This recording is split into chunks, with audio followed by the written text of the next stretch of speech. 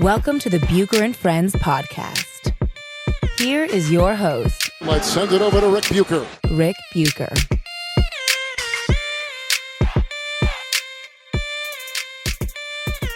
Welcome to another episode of Bucher Friendless, subsidiary of Bucher and Friends and part of the United WeCast Network. I'm Rick Bucher. You can see me on FS1, read me on Bleacher Report, and follow me on Twitter at Rick Bucher and on Instagram at Rick_Bucher.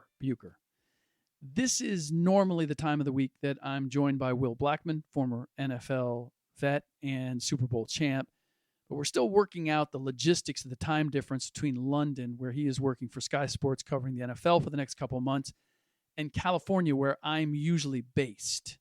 Short answer, this will be another edition of Bucher Friendless, which, based on some of the feedback we've received, is at least to the liking of a few vocal listeners. Will and I believe, may be moving our podcast to the middle of the week. It's going to work better while he is over in London. That's at least the plan for now. So look for that later in the week. I'm actually recording this in Chicago, part of a business trip that I have to Chicago and New York. And a funny thing I discovered at dinner with a future business associate who got into talking about spin cycles or spin bikes and cycling. And I now choose my hotels based on whether they have a Peloton or not, because I've just kind of fallen in love with making that part of my workout. In any event, he was telling me that he and his wife went to a spin class, and his wife said, look around. What do you notice anything different? And he goes, what? And he was the only one wearing those tight cycling shorts. Apparently that's not what you do when you go to Soul Cycle or wherever. In any event, the funny part was he then explained how he figured out what he should wear. He looked up what would David Beckham wear to a spin cycle class. And indeed, photos came up showing exactly what David Beckham would wear, and they weren't cycling shorts. So it turns out that is his answer for anything, any situation, any question that he may have when he's not certain what he should do or what he should wear. He Googles, what would David Beckham do? Go to the U.S. Open, go to the Kentucky Derby, a barbecue, you name it. So I thought it was funny. I thought I'd share it. All right. Moving on to the normal part of our broadcast here. Rather than skip around and make big pronouncements about what we learned from, or what I learned from the world of sports this weekend, because that would be foolish, I'm going to give you a quick rundown of the action that validated my position on a number of athletes and coaches that I've held for at least a few months, if not years. Basically, the things that happened this weekend that had me at least saying in my own mind, see, I told you. And then I'm also going to cop to a result or two that has me thinking I might have been, you know, the word about a few people. And finally, we'll dig into the Antonio Brown drama that illustrates exactly why it is more important than ever to question everything you read or hear and think critically for yourself, including this podcast. I want you guys to don't one source it. None of us can do that anymore because there's just too much janky information that's out there. And I promise you this, if it has anything to do with anything that I am reporting, I welcome questions respectfully posed about anything I report or suggest could be happening in the world of sports. Now, if you come at me as having an agenda or not knowing what I'm talking about or reference something I admitted to getting wrong 10 years ago as a way to undermine my credibility on some other subject, I'm probably not going to respond. But understand this. I've been at this as long or longer than anyone. This is me picking up the trumpet and blowing my own horn. I've been at this as long or longer than anyone currently still active in the business. It makes me old, yes, but it's certainly when it comes to the NBA, nobody has been covering it longer than I have who is still active that I can think of.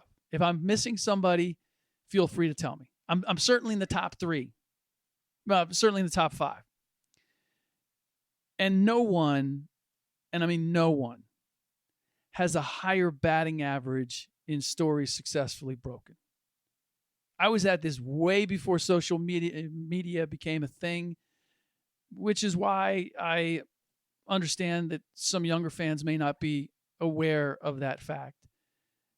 And the fact that I stepped back from working my network and sources while I had a daily radio show. I didn't think that was going to be necessary, but that's what it turned out to be. I took a daily radio show, and I took a daily radio show because I started a family, and I wanted to be a dad. Those are factors. And I'm not saying that I'm dedicating myself now to going toe to toe with Woj or Shams or anybody whose primary focus is to break every piece of news they can. That's not what I do. It's not really what I ever sought to do. But I am re-engaging, and I do intend over, the foreseeable future to give you more behind the scenes information than I have the last few years. Anybody who followed me over the course of this past spring with the free agency and what I was able to tell you about Kyrie Irving and KD and whatnot. Anyway, it's a sample of what I hope to continue with. And that may just lead to breaking a few stories. I guess we'll see. All right. Back to this weekend. Positions validated. The first one is going to seem like an odd one because it's about a college football coach who isn't coaching football right now. And that's Urban Meyer. His work for FS1 has actually helped me understand why he has so many disciples who consider him a builder of men through football, despite a history of ignoring, if not co-signing, some pretty shady behavior by some pretty troubled players and coaches. That's just a fact. It's a fact that he did that, and it's also a fact that he's developed some pretty damn good football players. This is why. Because he is a master at building football players. His understanding of the game, ability to identify talent and teach it, how to excel, is so clear by the way he has walked his colleagues on the desk through plays and strategy, whether it be on that faux football field or B-roll video of real action, even instantly explaining how he'd adapt if he had, say, fellow analyst Reggie Bush or Leinert, shows both a decisiveness and a means of instilling confidence that is both mesmerizing and inspiring. And I have no doubt that if I played for him, I'd have run through a proverbial wall for him. But this is where we get tripped up all the time. And by we, I mean media and fans. We interpret noble qualities exhibited on the field, pitch, diamond, or court as proof of virtue off of it. And that simply isn't an equation that holds up. Now, my responsibility, our responsibility as members of the media is to pull back the curtain on that, because we have the opportunity to watch people like Urban Meyer up close. We get to see how he treats people and how he handles situations and whether he is forthright and honest on a daily basis. It's our job to see, to get past the window dressing. Now, I know there's some fans out there that become beholden to guys who have success, maybe for their favorite team, and they want to believe that the builder of football players is also the builder of men. And it's just not true. It's not always true. Sometimes it is. But it's our job as media to distinguish between the two, to do the research to find out what's real and not real. And so that often means that we're going to have people who don't like what we discover about their heroes. Nonetheless, that comes with the job. And on the other hand, what I see a lot of in the media today is less work on that and more buying into the image or the window dressing. And that's an abdication of the job as I see it. Two other non-NFL events that I tied together, which I would say probably no one else would. And I went into them thinking that they were connected, which might give you some insight into how my mind works. The Army-Michigan game and the women's U.S. Open final between Serena Williams and Bianca Andreescu. I saw them as both case tests for the balance between superior physical talent and mental toughness. And that's a formula or an equation that I've been long fascinated by. Like, how athletic do you have to be to compete against somebody who is superior athletically, bigger, stronger, faster? How much mental discipline do you have to have, or how much of a mental edge do you have to overcome their superior physical talent? And there's a lot of factors that go into it, and this is not something that can be broken down purely by analytics, but those are two big elements as I see it, with every athlete, with every team. And I have this theory formed over decades now of watching the best of the best perform while getting a chance to observe how they prepare and talk to them directly about their views and the way they think. That extreme physical superiority, and when we say extreme physical superiority, I mean those athletes, Zion Williamson perhaps is an example, LeBron James, Serena Williams, that extreme physical superiority, Will Chamberlain, is both a gift and a curse. It's a gift, of course, in the natural advantage being bigger, stronger, or faster provides in athletic events.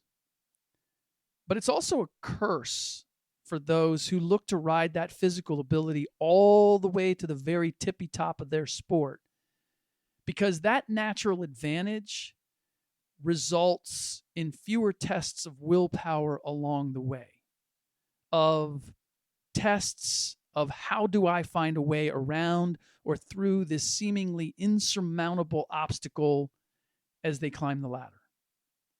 The greater the physical advantage, the longer an athlete can ride it and skirt strict adherence to fundamentals, discipline, and execution to succeed. We see it with college players all the time, particularly in basketball. Like, if there's a certain size, speed, athleticism, they're going to get drafted. They're going to make it to the NBA. And their fundamentals may not be all that solid. There may be a lot of holes in their game, but their athleticism is so great, it can carry them. It can propel them. But the reality is, at some point, that great physical ability has to be married with great discipline, execution, and fundamentals to be a champion. Now, Army demonstrated tremendous discipline, execution, fundamentals, toughness in taking a far superior physical Michigan team to overtime. When Army first lined up on offense, it looked like a peewee team facing a high school team. And then when they were on defense, you almost couldn't see their line when they took the camera view from behind the quarterback. And then what was really stunning was to watch Army essentially manhandle Michigan playing big boy smash mouth football, despite their size and speed disadvantage. Now, this is a kind of a personal subject for me, because as someone who had to figure out how to make the most out of every ounce of athleticism he had to play Division I soccer at an Ivy League school, and I only point out the Ivy League part because that means the athletic competition was further muted than it normally would be at the Division I level, because you needed to spend a great deal of time in high school doing things other than being an athlete to just get in the door. As a result, I root for players and teams that have to work off a similar formula. I identify with them. I appreciate what they have to go through and the dedication and the resilience. Now, that doesn't prevent me from also having the utmost respect for the great athletes who are also maniacally dedicated to discipline, execution, fundamentals, the Kobe's, the Michael Jordans, the Barry Bondses, the Tom Seavers, Jerry Rices, and Steve Young.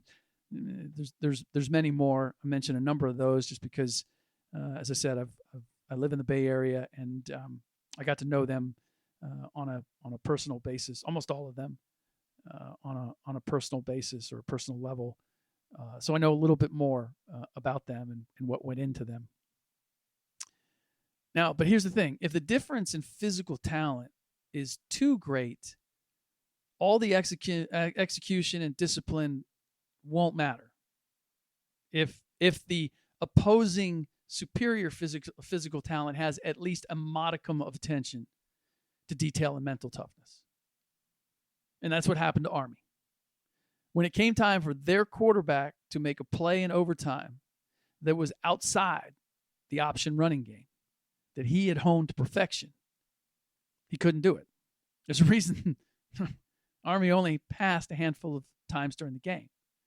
They just didn't have the requisite receivers or quarterback with the size and arm to make it work. So when it came for the defense, the Army defense, to stop the Michigan running back from getting past the goal line, his length and strength when he laid out was simply too much. Army maximized who they were and what they had, and it was almost enough, but not quite.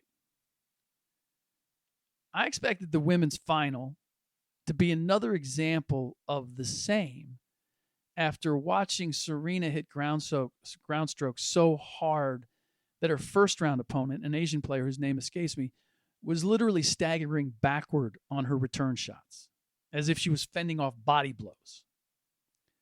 But I also knew that Serena had a history of seeming to let her struggles snowball. When she wasn't playing up to her expectations, she would become her own worst enemy, and has been, even though she's won some 20-plus Grand Slam events. So I knew she had some history, in spite of all that she would enter as a solid favorite, and those matches would turn into upsets. And I can't help but feel that hole in her mental game is similar to LeBron's, in that their vast physical superiority kept them from looking up from the bottom of a barrel and knowing, or at least believing, that if they didn't find a way to fight their way out of it, they'd never achieve their dreams. That as they were coming up, they were able to take certain shortcuts because of their physical dominance. Let's face it, with LeBron's gifts, he's been coveted since he was 14 years old. He was always going to get another chance, no matter what he did. Wins, losses, performances, whatever. The talent has always been just too tantalizing for any coach or team to turn its back on. I don't blame anybody for that. I applaud LeBron, respect him, admire him that he had that. But I don't even know if I'd say it's a fault of his. I don't know that it's a fault of his, but as a result, he didn't have to go through the same baptisms of fire. And look, I understand when it comes to Serena, being a black woman in a sport like tennis undoubtedly came with challenges that required a mental toughness to endure. And obviously Serena, like LeBron, has mastered the balance of talent and discipline and toughness enough to become a champion several times over. But I still believe it's fair to look at how dominating she is from a physique standpoint and suggest that it can actually work against her when faced by an opponent who is not intimidated by her power or strength. Because I imagine a vast majority of their opponents are. And when you look at a player like Bianca at 19, 5'7", I don't know what she weighs. In comparison to Serena's listed as 5'9", 155. I'm going to say Bianca's probably at least 135, maybe pushing 140. she's built too. Romanian. His family is gone from her being born in Canada to going back to Romania to coming back to Canada again. The Wikipedia page says that she was raised by her two Romanian grandmothers in Canada, even though her parents were supposedly there and in her life. I don't know the ins and outs of what she's faced, but for someone at 19, she's seen a few things. She's bounced around a bit, and so there's a certain mental toughness comes with that. And then you add in, that the physical separation that Serena had, not quite what it is certainly with her first round opponent. That's the equation where we saw it go the other way. And I am constantly observing that and weighing it, and would love to, if there's anything about analytics that I try to figure out, it would be that. How do we measure those things and see what the requisite baseline of athleticism is needed for in a given situation? And how do you measure mental toughness? How do you read that? How do you gauge that in an athlete? Those are things we don't know other than by eye test, anecdotal, narrative, those things that the numbers people think are fool's gold. And yet to me, they are how you measure some of the most important intangibles that exist. All right. Speaking of all that, and going to the players and the coaches in the NFL realm, I am still a seller, not a buyer on Sam Darnold. My FS1 colleague, Colin Cowherd, has made some pretty convincing arguments over the last few months that had me reconsidering. But from the very beginning and seeing him at USC, the tools are all there, except the one that is most essential for an elite QB. And that is the IQ, the ability to process things and make quick, accurate decisions, and then translate it to the necessary hand-eye coordination. I'm just not convinced. This isn't pure intelligence IQ. I don't know where he is on that. I'm just not convinced he has the mental bandwidth to be everything that an elite quarterback has to be. Good quarterback? Yeah, okay. But elite, and that's what he's been advertised as. I'm not buying. Baker Mayfield demonstrated to me that he has that in spite of what they did week one. Like, he can see it. He can make better decisions. He can make the decisions in the time that needs to be made, and he can put the ball where it needs to be made. I'm still not sold on Darnold's new coach, Adam Gase, either. Too many issues on his watch in Miami to blame it all on bad acts in the locker room. This whole dalliance with Le'Veon Bell. I'm just not feeling it. Haven't felt it for quite some time. I am still of the belief Andy Dalton is a good quarterback, but never will be a great one, or even a consistently good one. The ball slipping out of his hand that led to an interception after the defense gave him the ball in the red zone against the Seahawks to start the second half.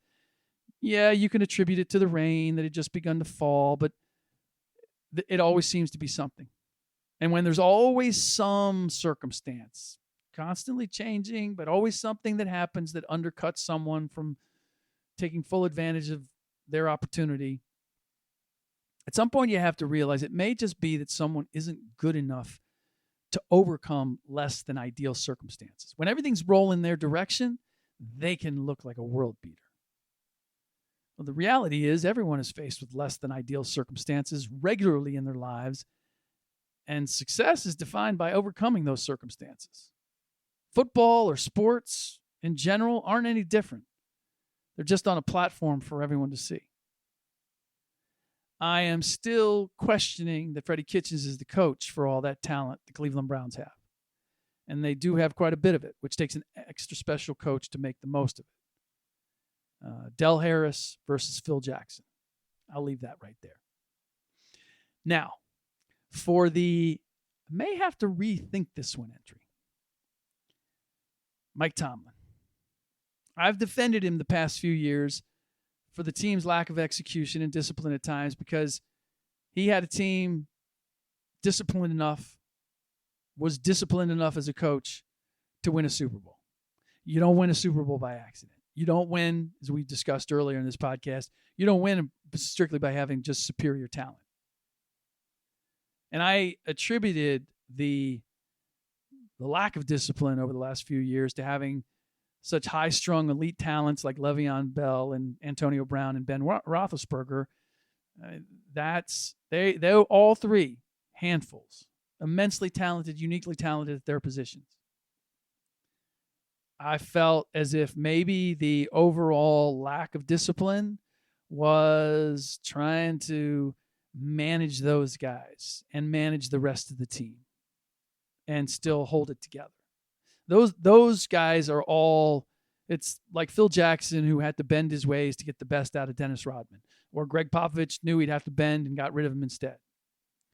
I thought Tomlin was in the Phil Jackson shoes and simply had more Dennis Rodmans and not enough Michael Jordans to be able to hold it together. And maybe having a Palomalu and some of the other guys that he had earlier allowed him to make it work.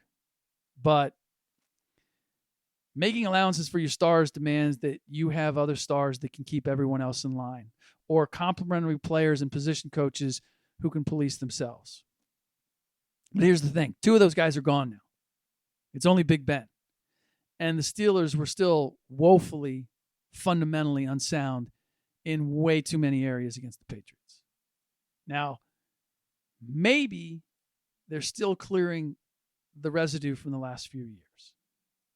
As my friend Gary Owen, who also has a podcast on the United WeCast Network, check it out. It's the Get Some podcast. As he said, NFL players will tell you, don't go overboard on anything that happens the first week. It takes about a month to really sort out who's the real deal and who's not. October, we'll know. So October, we will have a better read on whether the Patriots is simply the Patriots who have the Steelers' number, as they have a lot of other teams' number, or whether Tomlin just is not the coach that he needs to be to take advantage of what the Steelers have. So I'm not giving up on Tomlin just yet, but he's now on my watch list for sure. Now, to the Antonio Brown matter. I'm going to dispense with this fairly quickly. The entire saga is proof that we as consumers of news have to be more vigilant, judicious, and maybe even cynical than we've ever been. There's so much here and so much that's been reported that I can't believe any rational person would be expected to accept it at face value. Let's start with the suggestion that he hired a social media advisor to force the Raiders to release him, giving his moves this sheen of being a master plan, a man playing four-dimensional chess. Did he really need a social media advisor to tell him that posting the team's private business, as in the fine letter from GM Mike Mayock, was going to upset the team and lead them to consider getting rid of him? Or that publicizing a private phone call with Coach John Gruden that made Gruden appear to be an enabler for Brown while making a feeble attempt at persuading Antonio that he had to put football first, that wouldn't potentially be the last straw? He needed a social media advisor to tell him that those things would really might push the Raiders over the edge. Really? And did the social media advisor come on board before or after Antonio put out the video from going to the De La Salle high school football game and having the crowd adore him? Which was as maybe not quite the production wasn't quite as high as the John Gruden phone call one, but it was pretty good. That wasn't just selfie work. But the point is, Antonio has been quite proficient for quite some time at utilizing social media for his benefit. This is, after all, the same guy who broadcast on Facebook Live from the Steelers' locker room immediately after a game for $250K or whatever it was. And go back and look at his Twitter feed. There's a post in which he's thanking Gruden for always having his back. He retweeted multiple posts by the Raiders showing him making a visit to Derek Carr's house and other things in which he was reveling in being a Raider.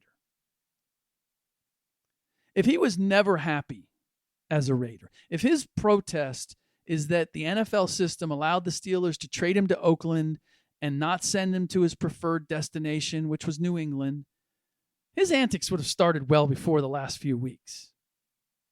Now, do I think at some point he decided he didn't want to be a Raider, got wind that the Patriots still would happily take him if the Raiders bounced him and decided that's what he wanted? No doubt. But did he wear wet socks in the cryo chamber so that he ended up with frostbite on his feet? He did that in order to get out from the Raiders? Come on. Not a chance. The part of the story that is most important here, that I've heard nobody even give an inkling of, or even suggest that they're chasing it, is what changed his mind about the Raiders? Was it the, oh bleep, Derek Carr is nowhere as good as Big Ben, and I may pay a price for that. Let me go play with Tom Brady because I know what he can do. Or, oh bleep, John Gruden is not who I thought he was, and I may pay a price for that. Let me go play for Belichick because I've seen firsthand in our Steelers Patriots matchups what he can do. Because it was something. Something changed. So I don't really care if he hired a social media advisor. That is the diversion that Drew Rosenhaus, I assume, is putting out there to make this look like it was calculated. All the behavior by Antonio Brown was calculated. And I don't care if the Patriots tampered. Of course they did. What I care about is what convinced Antonio Brown to torch his relationship with the Raiders. When did he make that decision? Who led him to make it? Because there may have been a very legitimate reason. And if there was, I'm not going to blame Antonio Brown for creating the circus. On the other hand, if Mayock fining him for breaking a team rule is the alpha and omega of Antonio believing his personal freedom was being compromised, that the man was keeping him down, then I'm going to look at him as just being too immature to make the most of his obscenely extensive God-given physical talents. And look, he may go to the Patriots and they may kill it. I'm not of the mind that this is there's some karmic element that is going to undermine the Patriots as a result of this. I'm going to leave that to my other FS1 colleague, Jason Whitlock, who even put his money where his mouth is and bet that would happen and that the Steelers would exploit the Patriots. All right, so I'm not going to look at this as karma is going to flip back on the Patriots, and as a result, the Patriots are going to have a bad season. They're going to pay a price because they had the audacity to sign Antonio Brown. For now, I'm just going to look at this as a mistake by the Raiders in trading for a guy they didn't do enough homework on, followed by Brown jeopardizing his career to get away from them when they did figure out who he was and he figured out who they were.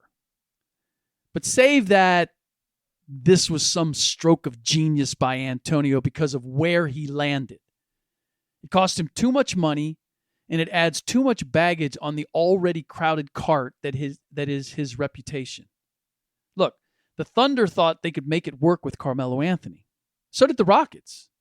But at some point, your talent isn't enough to overcome concerns about your attitude and effect on a team's chemistry.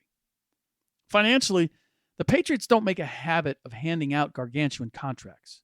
So he's not likely to make back what he could have made or get a Julio Jones deal in New England, which means he has no choice, but he has to make this work. And if the Patriots decide his act is too much for them too, he can forget about the Brinks truck his talent should command ever showing up at his door, or even possibly another team giving him yet another chance. If it's genius to put yourself in that situation, okay, then I guess that's genius. To me, look, taking a wrong turn and driving down a rutted road that ruins your suspension, but eventually leads back onto the highway, that's not genius. It's surviving a predicament of your own making. So, congratulations, Antonio, for finding your way to another team with a better coach and a better quarterback and a better shot at winning a Super Bowl. Just don't think their willingness to take you on is because they admire how you made it possible. Before I go, I want to mention our sponsor, Republic Jet Center. Look, there's a reason you choose to fly privately, especially into the New York metro area, and that's to avoid delays. You want to get in, you want to get out, you want to have to go through the hassle of commercial flights.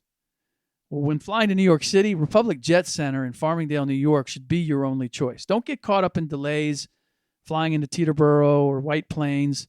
Choose Republic Jet Center, and you'll experience all the reasons why you chose to fly privately. Not only can you land and take off on time, but getting to the city is as quick as a 12-minute helicopter ride, which their white glove concierge service will gladly arrange from a brand new 100,000, I always screw that up. It's 100,000 square feet. That's the size of the facility, with an array of snacks and beverages provided while you wait. If you've never flown private, find out what it's all about by visiting www.republicjetcenter.com. And for those who already are part of the private jet set, mention this ad and RJC will provide a discount on your refueling costs. All right, that does it for this episode of Bucher Friendless, subsidiary of Bucher and Friends, part of the United WeCast Network. Thank you for those of you who have reviewed the show on iTunes or wherever you get your podcasts. Don't forget, if you do review us, simply screenshot that review and send it to @BucherFriends, and you will be eligible to win some prizes. All right. In the next podcast, I was able to get a hold of Will, and we are going to try to hook up in the next couple days and record and get his take on Antonio Brown, everything we saw, the dramatic finish between the Texans and the Saints. Again, got to give it a full month, but there was so much that happened with Josh Allen and Sam Darnold and the Saints and the Texans and the Seahawks and, yes, even the Bengals that we have plenty to get into, and we will. In the meantime, as always, thanks for listening.